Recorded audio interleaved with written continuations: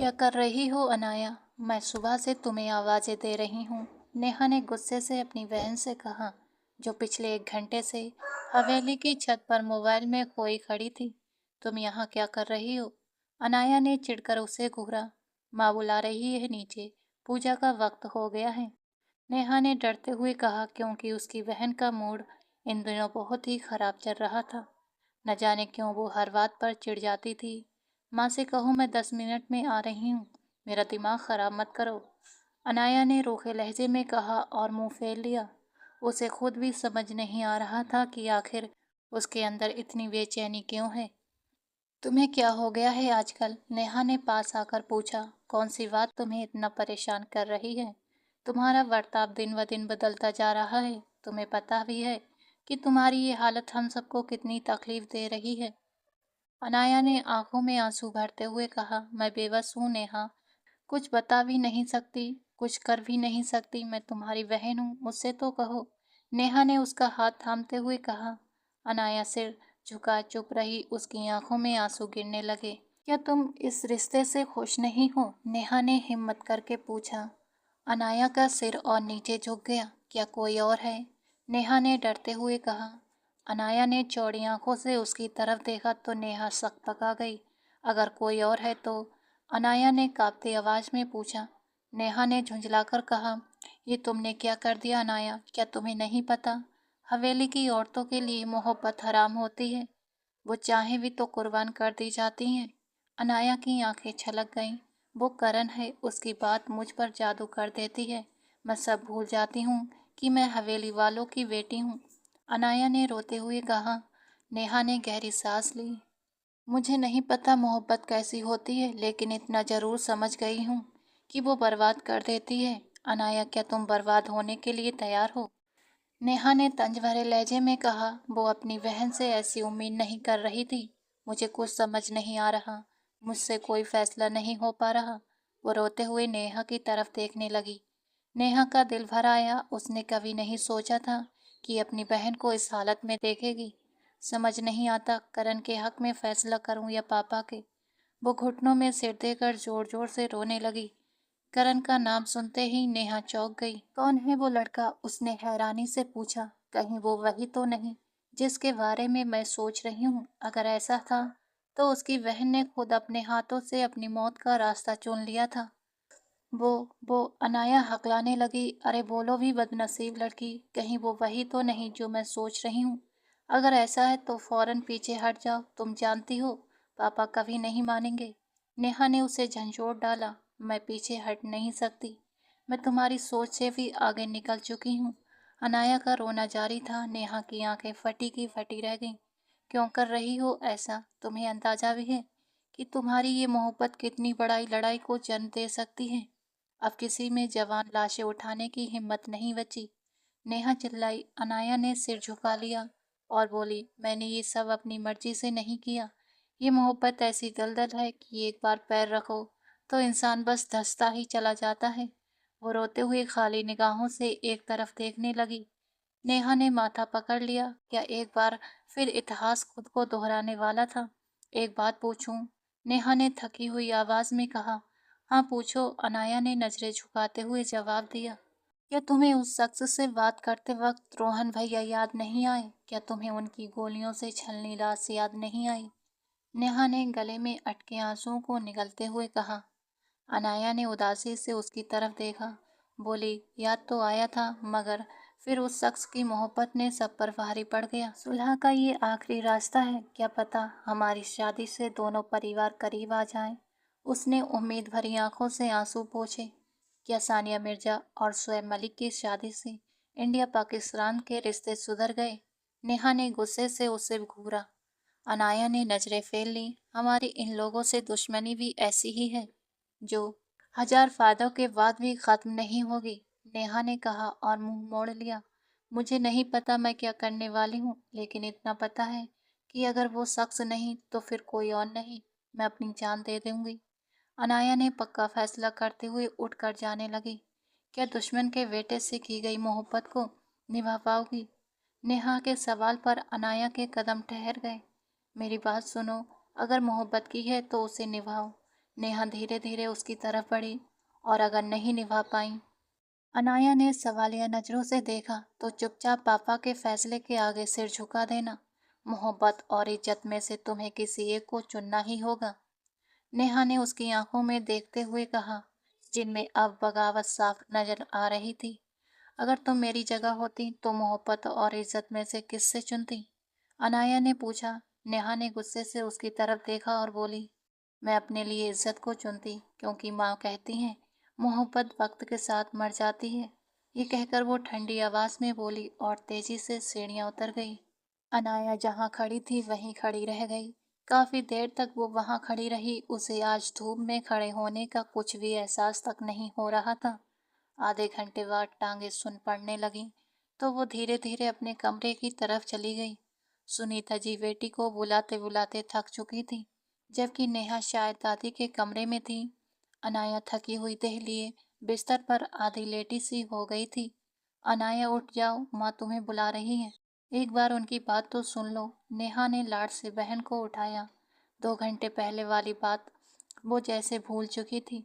क्यों तंग कर रही हो? मैंने कहा ना, मुझे इस शादी में कोई दिलचस्पी नहीं है। अनाया नम आंखों से मुंह फेर लेती है। आंखें लाल, पलकों पर बोझ सा लदा हुआ।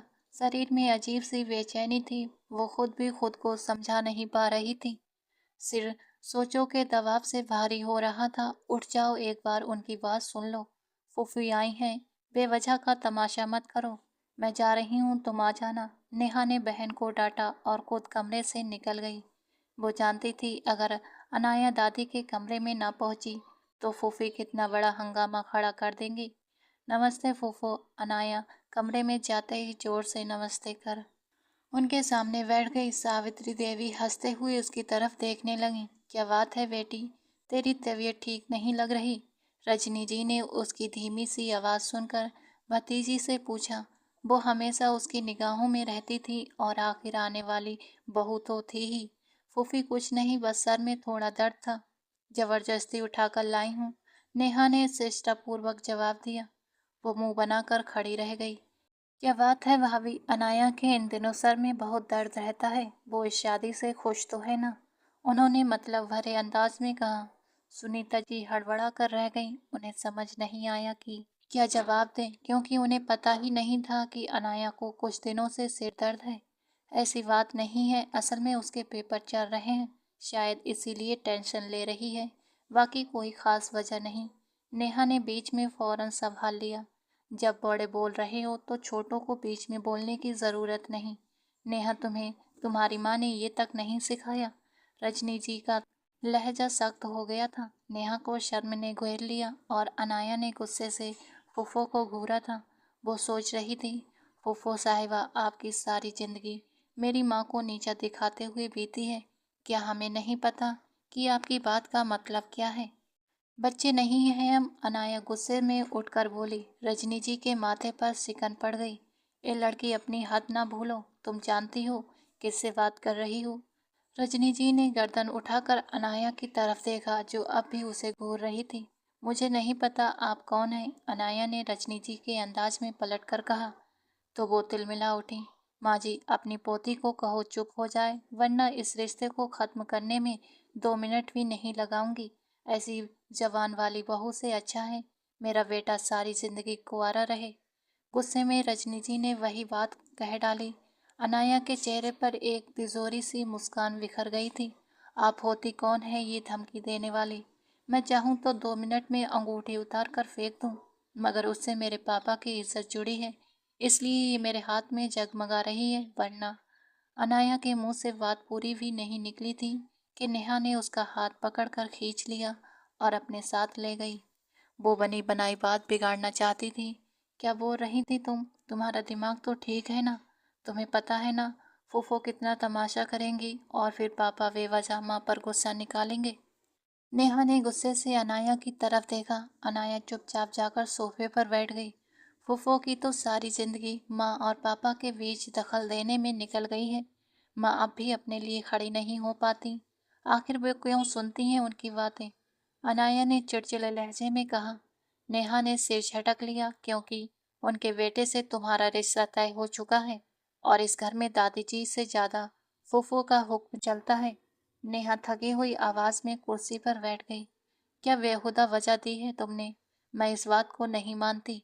लड़की वाले हैं तो इसका मतलब ये नहीं कि वो हम पर राज करेंगी, और वैसे भी ये रिश्ता कब तक चलेगा? अनाया अब सीधी बात पर आ गई थी। वो रजनी जी को गुस्सा दिलाकर ये रिश्ता तोड़ना चाहती थी, लेकिन नेहा ने उसका सारा प्लान चौपट कर दिया था। तुम जानती हो पापा कभी तुम्हारे और करण के रिश्ते के लिए नहीं मानेंगे। एक न एक दिन तुम्हें ये शादी करनी ही पड़ेगी। तो फिर क्यों फूफो का दिल अपनी तरफ से खराब करना चाहती हूँ? नेहा ने कहा। अनाया बेफिक्री से मोबाइल चला रही थी, क्योंकि मुझे पता है अगर करण नहीं तो कोई नहीं। जहर भी खाना पड़े तो खा लूंगी, लेकिन उस आदित्य की बीवी कभी नहीं बनूंगी जो इतना माँ का गुलाम है कि पहली बीवी को भी उसकी बात पर छोड़ चुका है। तुम्हें लगता है वहाँ मेरा भविष्य सुरक्षित रहेगा? अनाया ने नेहा की तरफ देखा। वो नजरें झुका गई थी। वो सही कह रही थी। उस घर में तो सिर्फ रजनी जी की ही चलती थी। ऐसी बातें मत किया करो। मुझे तुमसे डर लगने लगा है। तुम इतनी हिम्मत वाली कब बन गई जो दुश्मन के बेटे के लिए अपनी जान खतरे में डाल रही हो? नेहा ने डरते हुए पूछा। अनाया हल्का मुस्कुराई। औरत जब मोहब्बत करती है तो बहादुर बन जाती है, और मर्द करे तो बुज़दिल कहलाता है। वो मुस्कुराते हुए नेहा को देख रही थी। नेहा को उसकी ये मुस्कान जहर सी लगी थी। जब तुम्हें पता है कि वो लड़का तुम्हारी मोहब्बत में खुद बुज़दिल हो चुका है, तो फिर क्यों उसके लिए लड़ना चाहती हो? नेहा सीधी होकर कुर्सी पर बैठते हुए बोली। कुछ बातें राज रहें तो बेहतर होता है। बहुत जल्द तुम्हारे इस सवाल का जवाब मिल जाएगा। फिक्र मत करो, अनाया ने मुस्कुराते हुए कहा और खिड़की के पास जाकर खड़ी हो गई। तुम कहना क्या चाहती हो? क्या मुझसे कुछ छुपा रही हो? क्या तुम्हें मुझ पर भरोसा नहीं? नेहा ने हैरानी से पूछा। क्या मेरे लिए चाय बना ला? मेरा बहस करने का मूड नहीं है, सर बहुत दर्द कर रहा है। अनाया ने साफ शब्दों में बात काट दी। नेहा गुस्से से पैर पटकते हुए कमरे से निकल गई। मुझे इस लड़की के तौर तरीके ठीक नहीं लग रहे माँ जी। आपके कहने पर ही ये रिश्ता हुआ था। अगर कल को कुछ गलत हुआ तो जिम्मेदार भी आप ही होंगी। कमरे के बाहर से आती आवाज़ों ने नेहा के कदम रोक दिए। क्या फूफो सब जान गई थी? फिक्र मत करो, सुनीता अपनी औकात जानती है, और उसकी बेटियां भी जानती हैं कि इस घर में उनकी कितनी अहमियत है। वो कोई कदम उठाने से पहले 100 बार सोचेगी। सावित्री देवी ने बेटी को तसल्ली देते हुए चुप रहने का इशारा किया। नेहा का दिल बैठ गया था। क्या इस जंग में उसकी माँ को भी पुराने हिसाब चुकाने थे? ऐसा कैसे हो सकता था? उसकी माँ तो बेगुनाह थी। तो क्या अनाया की सजा सुनीता वर्मा को मिलने वाली थी? ये सोच आते ही नेहा ने जोर से सिर हिला दिया। वो अपनी माँ को इस उम्र में तलाकशुदा नहीं देखना चाहती थी। नेहा भारी सिर लिए किचन में चली गई। आज उसने भी चाय नहीं पी थी। सिर उसका भी दर्द कर रहा था। उसने आवाज लगाई। बाड़ी, जल्दी से चाय बनाकर मेरे कमरे में भेज देना, और हाँ, सिर दर्द की दवा भी देना। ये कहकर वो जल्दी से अपने कमरे की तरफ बढ़ गई, जहां अनाया करण मल्होत्रा से मोबाइल पर बात कर रही थी। नेहा को अचानक कमरे में आता देख अनाया ने बिना अलविदा कहे का फोन काट दिया था और गुस्से से उसे घूरने लगी थी। लेकिन नेहा को कोई फर्क नहीं पड़ा। वो सिर दबाते हुए बेड पर लेट गई। अनाया मोबाइल उठाकर चुपचाप छत की तरफ चली गई। उसे पता था कि वो नेहा के सामने करण से बात नहीं कर सकती। छत की तरफ जाती हुई अनाया को दो आंखों ने घूर कर देखा। उसके बूढ़े चेहरे पर फिक्रमंदी साफ झलक रही थी। कल तुम्हारी शादी उस आदित्य से हो रही है। करण ने गुस्से को दबाने की बहुत कोशिश की, लेकिन आवाज फिर भी ऊंची हो गई। अनाया घबरा गई। मेरे पास कोई और रास्ता नहीं है। तुम अपने घर पर बात क्यों नहीं कर सकते? और मैं तुम्हारे भरोसे के बिना पापा को कुछ नहीं बता सकती। तुमने कहा था कि सुलह की बात तुम्हारी तरफ से होगी। तुम्हारे पापा मेरे पापा से रिश्ता मांगने आएंगे। तो फिर अब तुम ये सब तमाशा चुपचाप क्यों देख रहे हो? कुछ करते क्यों नहीं? अनाया का दबा हुआ गुस्सा अब फट चुका था। कुछ पल तो करण भी खामोश हो गया। वो कभी नहीं मानेगा। करण ने भारी सांसों के साथ कहा, तुम नहीं जानती, 8 साल पहले जो खून की होली खेली गई थी, वो लोग ये सब कभी नहीं भूलेंगे। वो पुराने रीति रिवाजों में बंधे लोग हैं। वो अपने दुश्मनों का अपमान माफ नहीं करते। अनाया ने सिर थाम लिया। तो फिर आप क्या चाहते हैं? उसने ठंडे और पक्के लहजे में पूछा। करण एक पल को गड़बड़ा गया। हमारे पास एक ही रास्ता है, अगर तुम मेरा साथ दो तो मैं पापा को मना लूंगा। क्या कहना चाहते हो? साफ साफ बताओ, यूं पहेलियां मत बुझाया करो। अनाया ने थकी आवाज में कहा। पहले 1 महीने से मैं बहुत तनाव में हूँ। उसकी आंखें भीग गई थीं। उधर करण कुछ कहने के लिए शब्द ढूंढता रह गया। आप चुप क्यों हो? अनाया ने तंज कसते हुए कहा। करण ने आखिरकार कहा, आखिरी हल यही है कि हम भागकर शादी कर लें। शादी के बाद सबको बता देंगे। अगर शादी से पहले तुमने मेरा नाम लिया तो वो लोग तुम्हारी शादी आदित्य से उसी वक्त करवा देंगे और तुम्हें विदा कर देंगे। बाद में तो वो चाहकर भी इसे तोड़ नहीं पाएंगे। ये मेरा वादा है तुमसे। करण की ये बात सुनकर जैसे अनाया के पैरों तले से जमीन खिसक गई। वो कुछ देर तक वहीं खड़ी रही, फिर थक कर जमीन पर बैठ गई। दोनों के बीच लगभग 15 मिनट तक गहरी खामोशी छाई रही। क्या फैसला किया तुमने? करण ने डरते हुए पूछा। कहीं वो मना न कर दे। मुझे मंजूर है, लेकिन मेरी एक शर्त है। अनाया ने पक्के लहजे में कहा। वो अब डगमगाना नहीं चाहती थी। वो हवेली के उन खुदगर्ज लोगों के लिए अपनी जिंदगी की कुर्बानी नहीं देना चाहती थी। 8 साल पहले शीला बुआ ने भी ऐसे ही कुर्बानी दी थी, मगर उसे तो मार दिया गया था। फिर ऐसी कुर्बानी देने का क्या फायदा? अनाया ने भारी दिल से कहा। मुझे तुम्हारी हर शर्त मंजूर है। करण ने खुशी से कहा तो अनाया ने रूखे लहजे में जवाब दिया। पहले शर्त सुन लो, क्या पता सुनकर तुम ही पीछे हट जाओ। उसके तेवर देखकर करण चुप हो गया। मेरी शर्त यह है कि शादी के तुरंत बाद तुम्हारे पापा सुलहनामे पर दस्तखत करेंगे। वो सख्त लहजे में बोल तो गई थी, मगर अंदर से डर रही थी कि कहीं करण मना न कर दे। करण कुछ पल के लिए सन्न रह गया था। उसे इस शर्त की उम्मीद नहीं थी, लेकिन फिलहाल उसका मकसद सिर्फ शादी था। ठीक है, मंजूर है। मैं पापा से बात कर लूंगा, बस तुम हाँ कर दो, उसने विनती करते हुए कहा। अनाया हल्का सा मुस्कुरा दी। तो फिर सुबह 5 बजे मैं तुम्हें बस स्टैंड से लेने आऊँगा। वहीं से हम शहर के लिए निकलेंगे। वहाँ जाकर शादी करेंगे और फिर वापस आकर सुलहनामे पर दस्तखत करवाएंगे। मैं आज ही वकील से बात करता हूँ। ये कहकर करण ने कॉल काट दी। अनाया के चेहरे पर सुकून था। जब वो कमरे में लौटी, नेहा ने उसकी ये शांति देखी तो उसका दिल घबराने लगा। कहीं उसने इज्जत और मोहब्बत में से मोहब्बत तो नहीं चुन ली। वो क्या करने जा रही थी? नेहा सोचती रह गई। आज अनाया के चेहरे पर एक अलग ही चमक थी। वो बहुत खुश दिख रही थी। रात को खाने के बाद नेहा जल्दी सो गई, क्योंकि सुबह उसे बहुत सी तैयारियां करनी थी। मगर अनाया देर तक जागती रही। आज का खाना उसने खुद अपने हाथों से बनाया था। उसमें आया ये बदलाव सुनीता वर्मा को बहुत अच्छा लगा था। उसने लेकिन नेहा को अब उससे डर लगने लगा था। चांदनी रात थी, इसलिए उसे लाइट जलाने की जरूरत नहीं पड़ी। उसने कंधे पर कॉलेज बैग टांगा हुआ था और बार बार इधर उधर देखकर यकीन कर रही थी कि कोई पीछे तो नहीं आ रहा। उसने खाने में नींद की दवा मिला दी थी, जिससे घर वाले गहरी नींद में थे और वो खुद बस स्टैंड तक पहुंच गई, जो ज्यादा दूर नहीं था। सामने करण कार के पास टेक लगाए मुस्कुरा रहा था। वो लगभग दौड़ती हुई उसके पास पहुंची और करण का हाथ पकड़ लिया। सब ठीक हो जाएगा ना? उसकी आंखों में नम हो गई थी। कई बार मन हुआ कि हवेली लौट जाए, लेकिन अब तो वो सब कुछ पीछे छोड़ आई थी। करण ने उसका हाथ दबाते हुए कहा, तुम परेशान मत हो, मैं हूं ना तुम्हारे साथ। सब ठीक हो जाएगा। वो उसे लेकर कार में बैठ गया।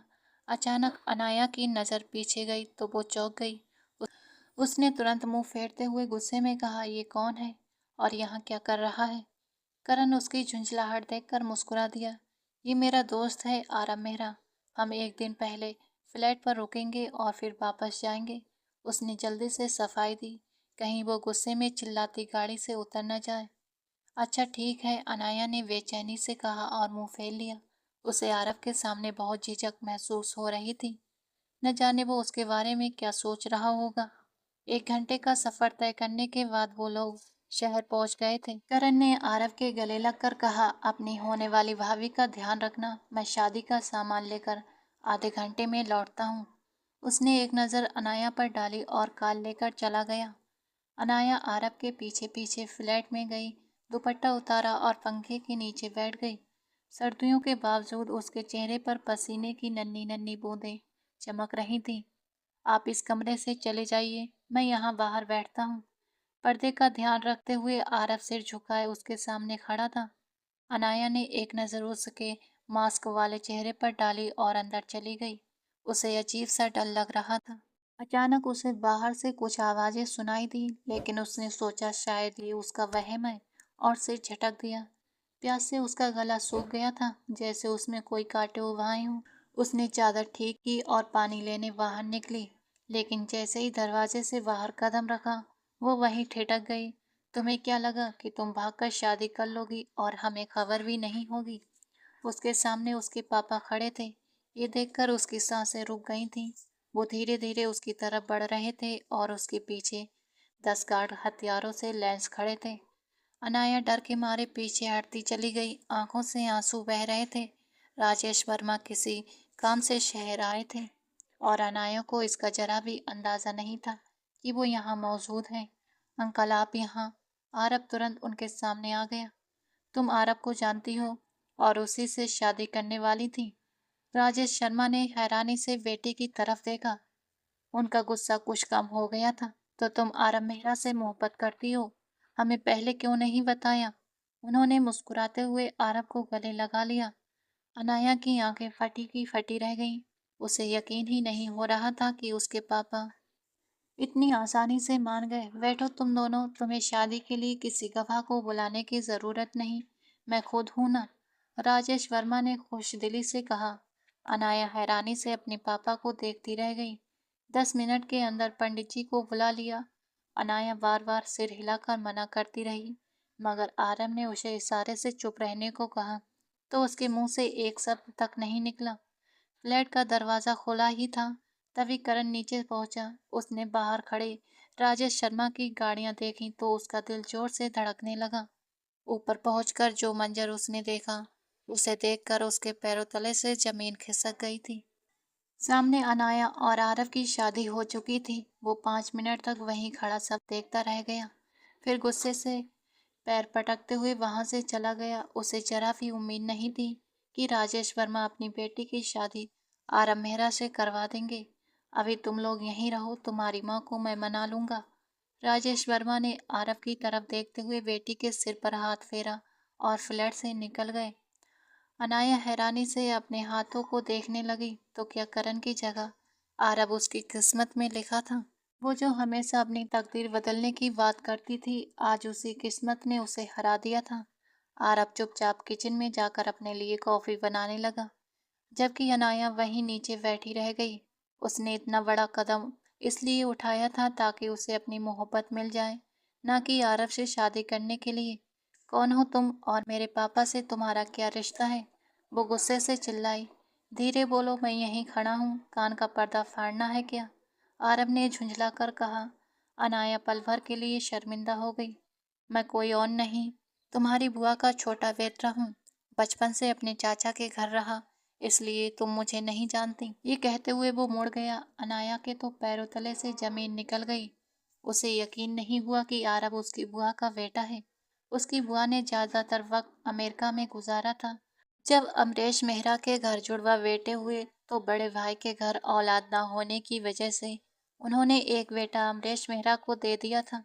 मुझे तलाक चाहिए, मैं करण के बिना नहीं रह सकती, अनाया गुस्से में कहते हुए नीचे बैठ गई। आरब ने अफसोस से उसकी तरफ देखा।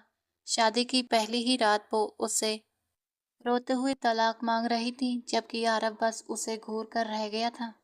मैं भी कौन सा तुम्हारे जैसी आफत की पुड़िया के साथ पूरी जिंदगी बिताना चाहता हूँ। मुझे थोड़ा वक्त दो, जैसे ही मौका मिला तुम्हें तलाक दे दूंगा और तुम्हारी शादी करण से करवा दूंगा। आरब ने बिना इज्जत का मसला बनाए अपना फैसला सुना दिया और कॉफी का कप उठाकर अपने कमरे की तरफ चला गया। अनाया रोते हुए उठी, चेहरे पर पानी के छींटे मारे और चुपचाप बिस्तर पर सिमट कर लेट गई। वो छोटा सा फ्लैट था जिसमें बस एक ही कमरा था। दूसरा कमरा शायद स्टोर रूम के तौर पर इस्तेमाल होता था। आरव सोफे पर सो गया जबकि अनाया बिस्तर पर थी। सारी रात उसे नींद नहीं आई। सुबह दरवाजे की आवाज से उसकी आंख खुली। उसने दुपट्टा ठीक किया और डरते हुए दरवाजे की तरफ बढ़ी। कौन है? उसने सहमे हुए लहजे में पूछा। कहीं पापा वापस ना आए हों। अनाया की आवाज़ सुनकर करण ने बेचैनी से कहा, मैं हूँ, जल्दी दरवाज़ा खोलो। अनाया ने फौरन दरवाज़ा खोला। करण को सामने देखकर वो फूट फूट कर रोने लगी। करण ने उसे चुप रहने का इशारा किया और दरवाज़ा बंद कर दिया। मेरे जाने के बाद यहाँ क्या हुआ? करण ने पूछा। अनाया रोते हुए सोफे पर बैठ गई और सब कुछ बता दिया। करण का चेहरा गुस्से से लाल हो गया, उसकी मुट्ठियां भींची हुई थीं। तुम फिक्र मत करो, आरब तुम्हें तलाक दे देगा और फिर हम शादी कर लेंगे, अनाया ने यकीन से कहा और उसका हाथ थाम लिया। एक बात बताओ, करण ने उसकी आंखों में देखते हुए कहा तो अनाया उसकी तरफ मुड़ी। सच सच बताना, झूठ मत बोलना। तुम इतनी खूबसूरत हो, एक बार तो वो लड़का जरूर बहका होगा। बताओ, उसने तुम्हें कहाँ कहाँ छुआ?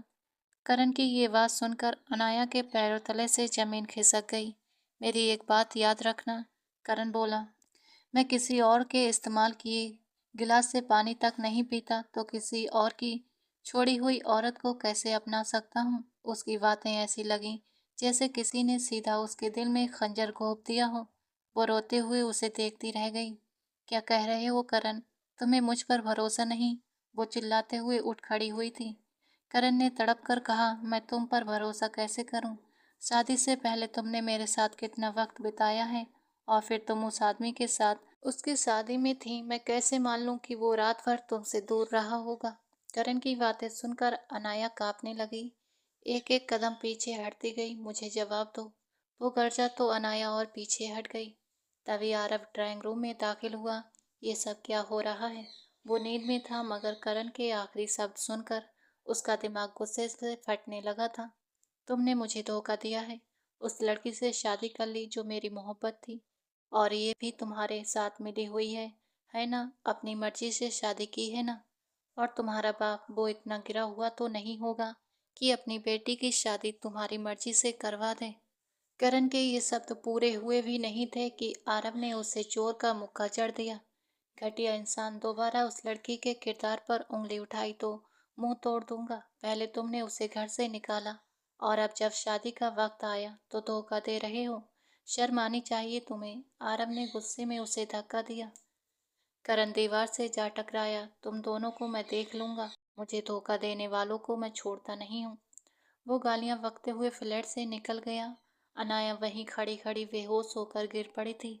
आरव घबरा गया। चाहे उसे उससे कोई खास लगाव नहीं था, पर वो अब उसकी पत्नी थी। उसने फौरन उसे उठाकर सोफे पर लिटाया, पानी के छींटे मारे तो वो खाली आंखों से छत को घूरने लगी। देख लिया ना घर से भागने का अंजाम? वो आदमी तुम्हें अपनाने को भी तैयार नहीं है, और तुम उसके लिए अपने खानदान की इज्जत दांव पर लगा कर आई हो।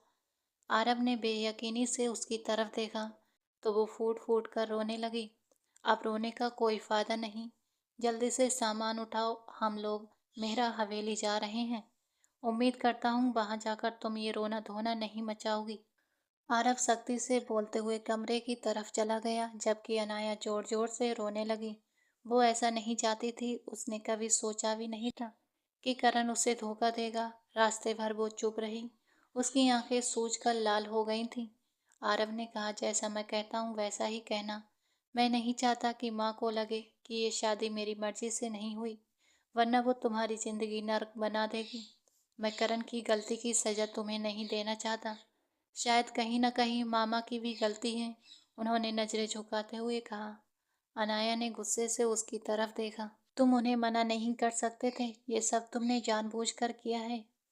वो बोली तो आरव बस उसे घूर कर रह गया। तुम मुझे सच बताओ, क्या तुम करण को पसंद करती थी? आरव के अचानक पूछे सवाल ने अनाया को घबरा दिया। ये शादी मैंने एक खास मकसद से की है, और वो मकसद क्या है ये बताना मुझे जरूरी नहीं लगता। बस मुझे मेरे घर छोड़ दो, वो सख्ती से बोली और मुंह फेर लिया। आरव हैरान रह गया, आखिर कौन सी बात थी जो वो उससे छुपा रही थी? हम मेहरा हवेली जा रहे हैं, और उसके बाद तुम्हारे मुंह से एक शब्द भी ना सुनो, समझी? वो गुस्से से बोला और ड्राइविंग पर ध्यान देने लगा था। अनाया काफी देर तक उससे झगड़ती रही, मगर उसे कोई फर्क नहीं पड़ा। वो बस ये जानना चाहता था कि इस सब के पीछे अनाया का असली मकसद क्या था।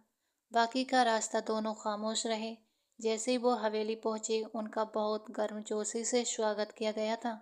सावित्री देवी अपने इकलौते बेटे की कोई बात टाल नहीं सकती थी, जबकि अमरीश मेहरा काफी खामोश थे। अनाया इस प्यार भरे स्वागत को देखकर दंग रह गई थी। बेटी, तुम्हारा नाम क्या है? सावित्री देवी ने प्यार से पूछते हुए उसके सिर पर हाथ रखा। तो अनाया ने मुंह बना लिया। उसके हर किसी पर गुस्सा आ रहा था। उसका नाम अनाया है, आरव ने जल्दी से कहा, इससे पहले कि वो खुद कुछ बोल देती।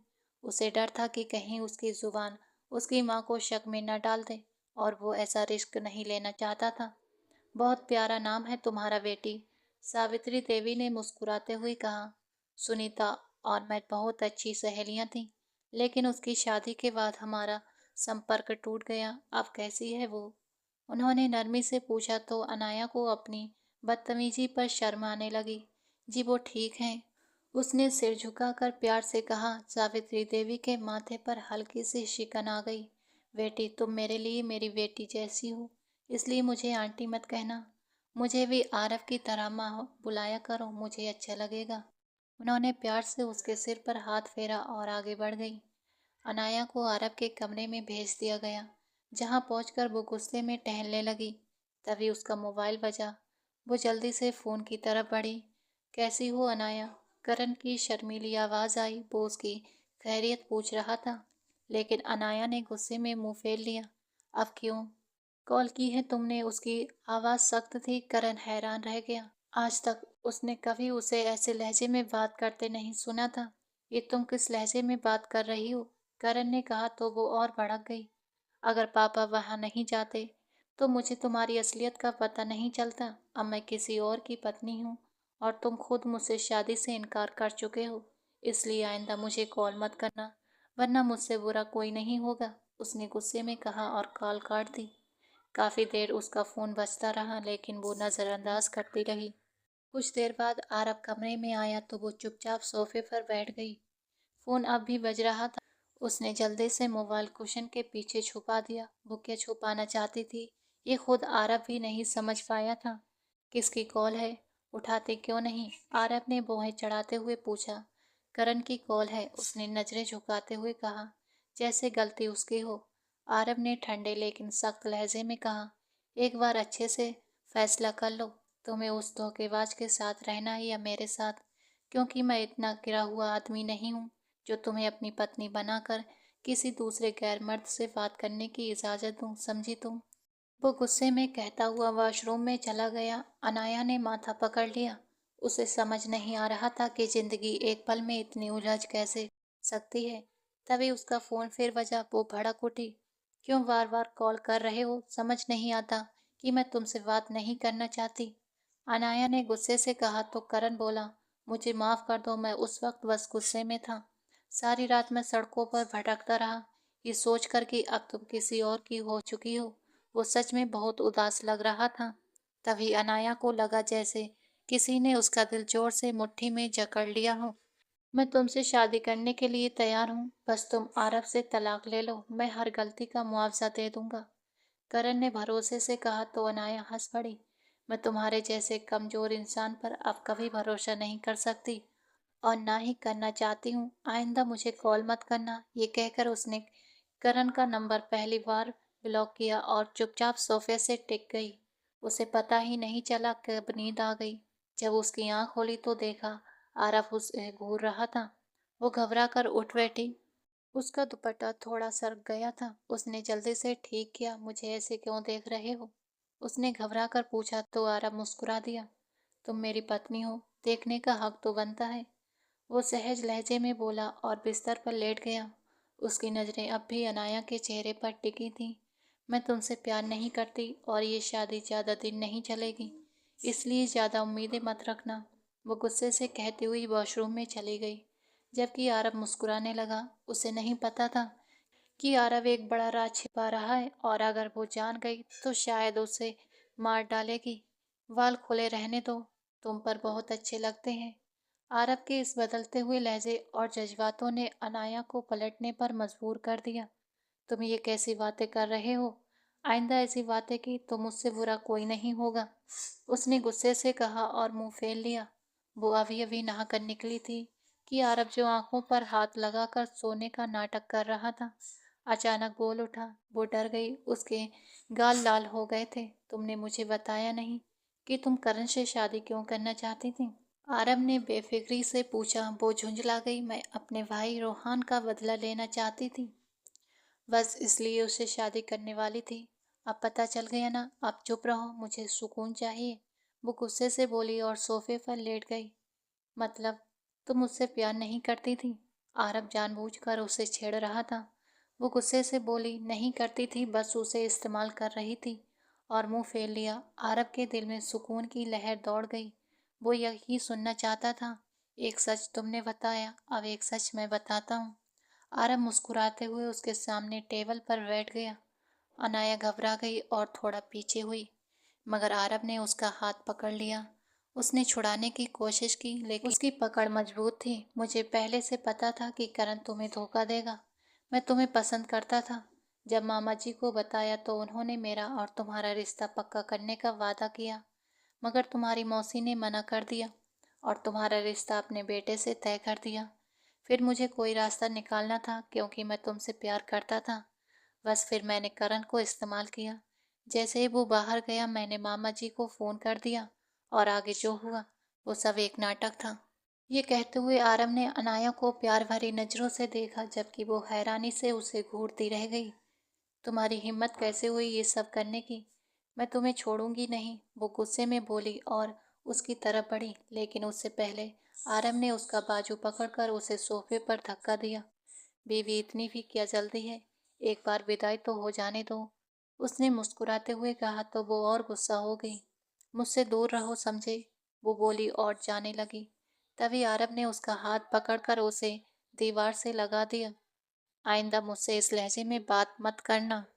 मैं करण नहीं, आरब मेहरा हूँ। मुझे अपने से ऊंची आवाज में बोलने वाले लोग बिल्कुल भी पसंद नहीं, उसने सख्ती से कहा और हाथ झटकते हुए कमरे से चला गया। अनाया रोने लगी। वो तो बस करण के बाप को सबक सिखाना चाहती थी, लेकिन उसे नहीं पता था कि करण खुद उसे धोखा देने वाला है। तभी अचानक आरब मेहरा कमरे में दाखिल हुआ तो अनाया उसे घूर कर बोली, मुझे तुमसे नफरत है, मेरे सामने मत आया करो, यहाँ से चले जाओ। वो गुस्से में दबी आवाज में बोली तो आरब बस मुस्कुरा कर रह गया। बीवी साहिबा, एक हफ्ते बाद हमारी शादी के फंक्शन शुरू होने वाले हैं और आप प्यार की बजाय नफरत की बातें कर रही हैं। वो उसे सिर से पार तक देखते हुए उसकी तरफ बढ़ा तो अनाया जल्दी से सोफे से उठकर दूर हो गई। मैं कह रही हूँ इधर मत आओ, वरना मुझसे बुरा कोई नहीं होगा, आरब ने सोफे पर बैठते हुए गुस्से से कहा। तो अनाया की आंखें भर आईं। मैं नहीं आऊंगी, क्या कर लोगे तुम? अनाया ने उसी के अंदाज में जवाब दिया तो आरब मुस्कुरा दिया। तो फिर मैं तुम्हें रात को अपने अंदाज में सजा दूंगा। ये मैं ही जानता हूँ कि वो रात मैंने तुमसे दूर रहकर कैसे गुजारी थी। उस वक्त मजबूरी थी, मगर अब तुम सब कुछ जानती हो, तो मेरे सामने ये नखरे मत करो।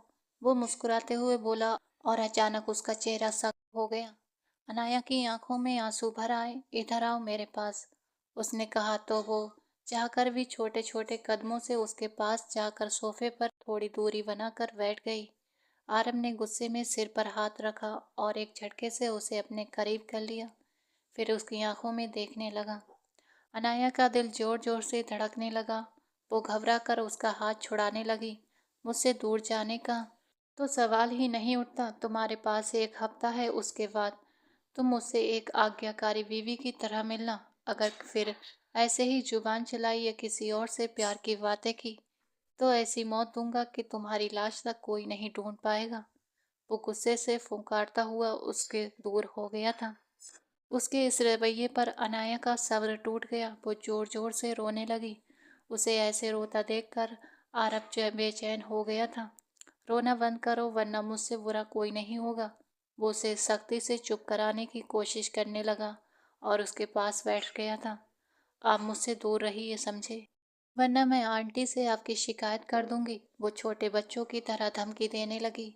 आरब मुस्कुरा दिया। अच्छा अच्छा, तो आप माँ से शिकायत करेंगी? वो ध्यान से उसकी तरफ देखते हुए बोला तो वो झेप गई। उसे आरब पर बहुत गुस्सा था, लेकिन उसकी नज़दीकी में सब भूलने लगती थी। यही कहूँगी कि आप मुझ पर ज़बरदस्ती करते हैं। ये सुनते ही आरव ज़ोर से हँस पड़ा। वो शर्म से एक तरफ हो गई। वो कुछ नहीं कर सकेंगी क्योंकि ये मेरा हक है।